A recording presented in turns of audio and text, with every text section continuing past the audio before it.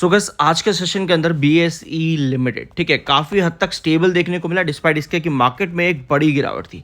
और मार्केट की गिरावट के पीछे दो रीज़न आपको पता ही होंगे, लेकिन अगर नहीं पता तो कोई दिक्कत नहीं है, इस वीडियो के अंदर आपको सारी डिटेल्स वापस से मिल जाएंगी।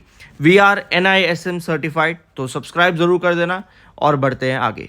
सो BSE लिमिटेड आज की सिचुएशन जो हमने कल डिस्कस किया तो उसके बहुत करीब थी। ये दो लेवल्स आपको यहाँ पर दिख रहे होंगे 2020 और 2190, सॉरी 2020 और 2090 है। ये कल मैंने करेक्ट भी कर दिया था इसको स्क्रीन पर ही। तो ये दो लेवल्स हमने कल के वीडियो के अंदर डिस्कस करे थे, जो कि इस वीक आज के सेशन और आने वाले वीक के अंदर काफी ज्यादा प्रिविलेंट हो सकते हैं। ठीक है, और आज के दिन का अगर आप रेंज देखोगे BSE लिमिटेड का 2020 से लेकर के 284, ठीक है 2084, ये रेंज आज के सेशन के अंदर देखने को मिली है, यानी कि बहुत करीब लगभग इस रेंज के अंदर ही जो हमने कल डिस्कस करी थी, हम इसी रेंज में आज के सेशन में थे। लेकिन BSE लिमिटेड के अंदर गिरावट क्यों नहीं हुई डिस्पाइट इसके कि मार्केट गिर गया?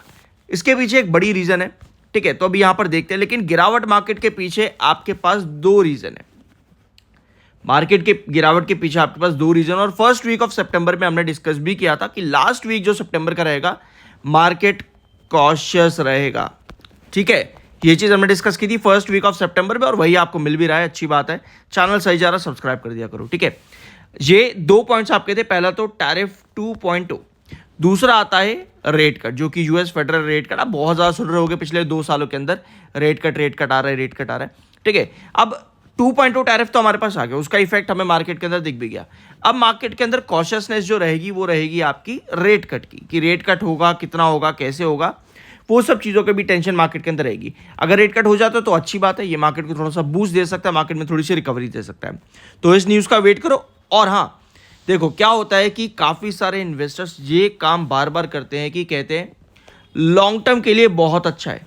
लेकिन क्या होता है ना, लॉन्ग टर्म के लिए वो बहुत अच्छा होने का मतलब ये नहीं है कि आप किसी भी पहाड़ पर जाकर के एंट्री कर लोगे।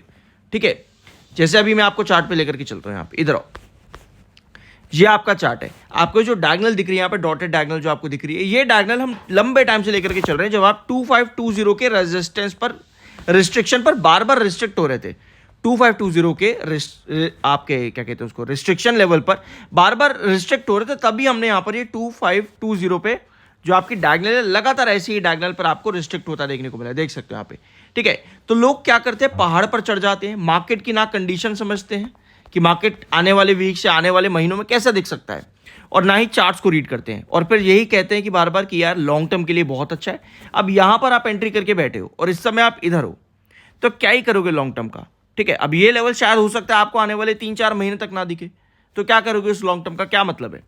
तो बेटर ये है कि जब भी आप कहीं भी एंट्री, मान लो कि आप अभी यहां पर भी एंट्री ले लेते हो ना, अगर आप यहां पर एंट्री ले लेते हो, ठीक है, तो यहां पे भी आपको ये समझ रहा होगा कि मार्केट कितना स्ट्रांग है। कहीं ऐसा तो ना हो कि एक्सपायरी पर कोई खबर आ जाए और फिर यहां से भी आप नीचे की तरफ डंप हो जाओ। तो ये सब चीजें आपको इवैल्यूएट करनी पड़ती हैं। ठीक है, अब कल तो वीडियो में हमने डिस्कस करा था कि 2020 और 2090 ये आपके दो इंपॉर्टेंट लेवल्स रहेंगे आज के सेशन के लिए, और आपको वो चीज दिखी भी। ठीक है, वो चीज आज के सेशन में आपको दिखी भी अच्छी खासी। तो आज का सेशन आपका किस तरह से रहा है कि एक बड़ी रिकवरी थी ओपनिंग सेशन में, स्ट्रांग था ओपनिंग सेशन में, बट दिन के आखिर में जाते थे सेलर भी आपके पास एक्टिव हुए। ठीक है, तो 2090 और 2020 हमने डिस्कस किया था कि आने वाले वीक के अंदर यहां पर स्टेबिलिटी बन सकती है। बट अगर आपके पास एक्सपायरी की कोई भी खबर आ गई कि भैया एक्सपायरी हो जाएगी वगैरह वगैरह, ठीक है, वीकली एक्सपायरी की जो बातचीत चल रही है मार्केट के अंदर, तो फिर आप यहां से भी हाथ धो बैठोगे। ठीक है, तभी कहते हैं कि कोई भी लेवल पर आप एंट्री एग्जिट कर रहे हो, पहले ये देखो कि वहां पर कितनी सस्टेनेबिलिटी बन रही है। पता चले न्यूज आ रही है कुछ और आप कुछ और ही काम कर रहे हो उसके अंदर। तो ये सब चीजें होती हैं जो कि समझने वाली होती हैं। अब वापस आते हैं आपकी खबरों पे। तो मार्केट आपने समझ लिया कि क्यों नीचे है, अब आते हैं आपकी खबरों पे। तो क्या खबर है आपके पास में? सेबी ने कंसल्टेशन पेपर रख दिया था, ये एक्सपायरी की अपडेट आई थी CNBC की तरफ से, बट ये पूरी की तरह से गलत न्यूज़ थी, क्योंकि फिर आपको पता है नितिन कामत ने स्टेटमेंट दिया कि भैया ऐसी तो कोई हमारे पास तो कोई कंसल्टेशन पेपर आया ही नहीं है। ठीक है, तो कल के दिन जो न्यूज़ आई थी, सेबी ने कोई कंसल्टेशन प्रोसेस अभी शुरू नहीं किया है वीकली एक्सपायरी के रिमूवल पर, जो कि एक अच्छी खबर बार बार देखने को मिलती है बीएसई लिमिटेड के अंदर कि अगर नहीं आ रही है कोई भी खबर रिमूवल ऑफ वीकली एक्सपायरी, तो ये पॉजिटिव दिखाता है बीएसई लिमिटेड के अंदर। और इसी वजह से कल हमने डिस्कस किया था कि ये न्यूज़ हमारे पास में है तो बीएसई लिमिटेड हमें काफ़ी स्टेबल देखने को मिल सकता है और रेंज के अंदर, और वही चीज़ आपको नजर भी आई। ठीक है, तो अभी देखते हैं यहाँ पर कब क्या क्या खबर आती है, कैसे भी आती है, जो भी होगी हम डिस्कस कर लेंगे उसको। और एक चीज़ और हमने यहाँ पर डिस्कस करी थी कि आपका टेक्निकल पॉइंट ऑफ व्यू पे आप बुलिश हो।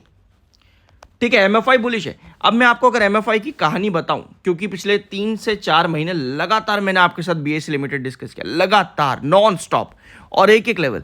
और जब जब आपका एमएफआई बुलिश आया ना बीएसई लिमिटेड में, फिर चाहे आपका लेवल 2340 पे रहा हो, ठीक है, वहां से आपको कितनी रिकवरी दिखी थी 2520 पे।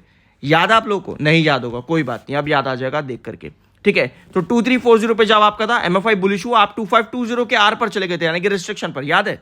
ठीक है, फिर जब दूसरी गिरावट आई फिर आप आए थे 2100 पे, 2100 पे। यहां पर भी आपका एमएफआई बुलिश हो तो आप कहां गए? 2340 पे, 2340 पे। याद है आप लोगों को? नहीं।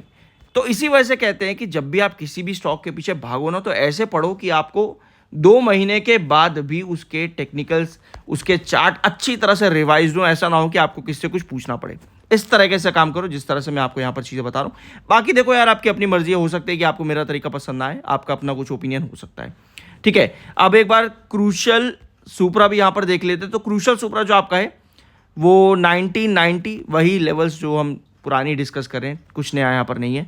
तो अगर कंडीशंस एक्सपायरी की आती है तो फिर आप यहाँ पर 2020 और 2090 की जो रेंज है उसे खो देते हो। अब आते हैं आपके प्री एनालिसिस पर। ठीक है, Q2 का प्री एनालिसिस, यानी कि सितंबर के क्वार्टर में जो 2025 का भी यहाँ पर आएगा, वहाँ पे कंपनी का रिवेन्यू किस तरह देखने को मिल सकता है। तो हम कंपैरिजन करते हैं पास्ट रिवेन्यू से। तो अगर आप सितंबर 2022 और जून 2022 के नंबर देखोगे, आपको क्या नजर आता है? कंपनी का रिवेन्यू सितंबर 2022 में इन कंपैरिजन विद जून 2022 अच्छा देखने को मिला। ठीक है, अब आओ 2023 में, यहां पर भी सेम कहानी। सितंबर काफी स्ट्रांग जा रहा है कंपनी का सितंबर क्वार्टर काफी स्ट्रांग जा रहा है, 100 करोड़ का इंक्रीज आ रहा है रिवेन्यू में इन कंपैरिजन विद जून।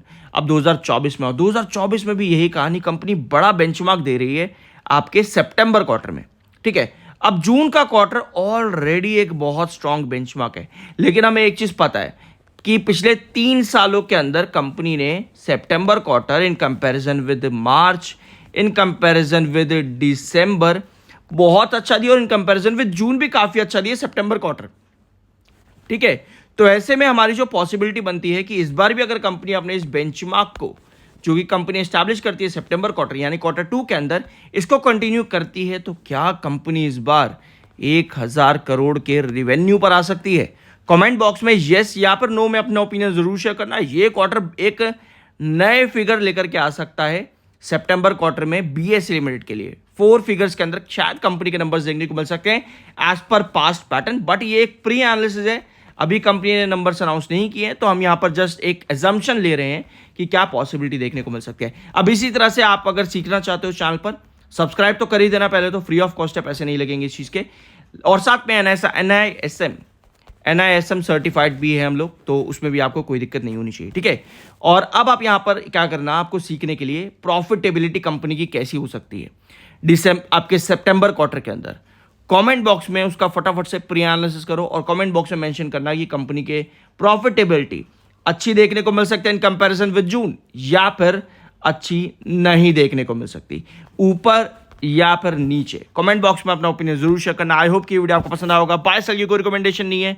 मिलता है अगले वीडियो।